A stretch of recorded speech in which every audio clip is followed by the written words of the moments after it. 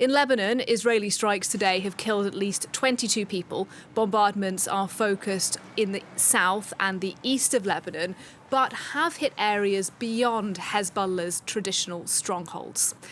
Let's start by listening to witnesses to strikes in the southern areas of Jiyeh and Tyre.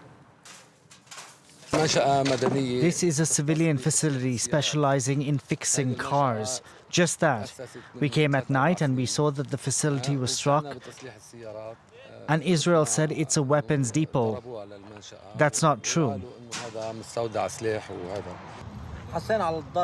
We felt the strike and debris flying. The shrapnel fell on the house. We couldn't see because of the dust and destruction. Everything blew up. We don't know what we're going to do. Missiles were landing on either side of us, so we packed up our clothes. Our boss said it was an attack to scare us, but they were bombing to either side of us and started to hit us. Our situation isn't very good. The bombings are not normal for us. We're in a difficult place at the moment. It was challenging for us to reach this location because of the strikes from the Israelis. Well, let's cross live to Beirut now. Rawad Taha is our correspondent. He's with us on the programme. Rawad, as I mentioned, most of these strikes by Israel have focused on South Lebanon and East Lebanon. But there was one that hit an unusual area, very much not one we associate with Hezbollah. Tell us a bit more. Indeed, in particular, we saw a great wave of airstrikes north of Litani in southern Lebanon, especially around the areas of Nabateeh. However, one particular airstrike to pinpoint, which you mentioned, is an airstrike which occurred in Mount Lebanon, in particular between the two districts of Kisirwain and Byblos, very close to the coastal area as well. We're seeing footage from that airstrike in particular. This area has been hit for the first time since the start of this attrition war. Also, during the 2006 war, we haven't seen a lot of airstrikes, except those which targeted back then infrastructure in other parts of the country.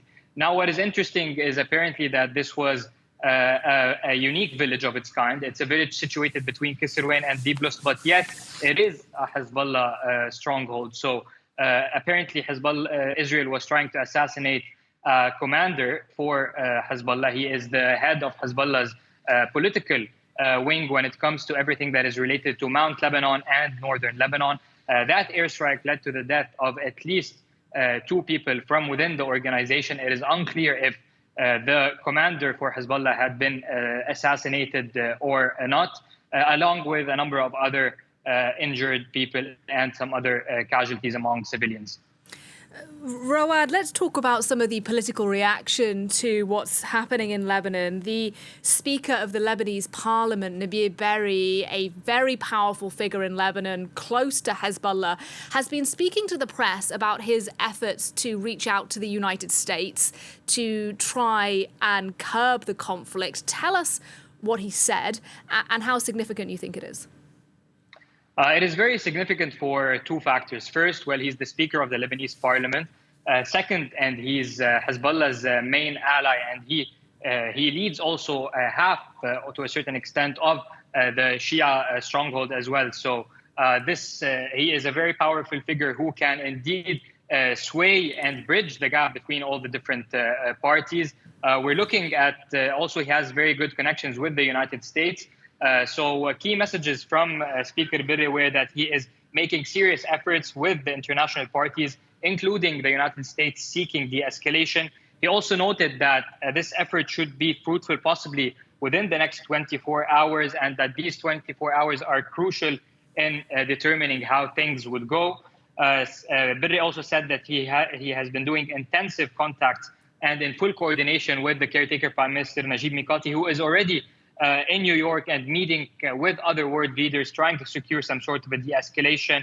And he expressed hope for the success of his initiative, warning that the only alternative is war and more tragedies. He also highlighted the prior efforts for de-escalation by U.S. presidential envoy Amos Hochstein, that the current initiative that Berri is working on with different parties uses that initiative as a foundation for finding a solution to the current conflict. So it is a test for time. We're seeing both sides escalating. Israel is threatening with starting its ground operation campaign. Hezbollah is indicating that it is ready to fire more rockets and missiles into Tel Aviv and central Israel, such as we've seen during the early morning hours. Yet we're seeing some sort of political pressure coming from within Lebanon, from within the parliament, from within the caretaker government, in order to try to de-escalate the situation before it is really a fully fledged war. Rawad Taha, live in Beirut. Thanks very much.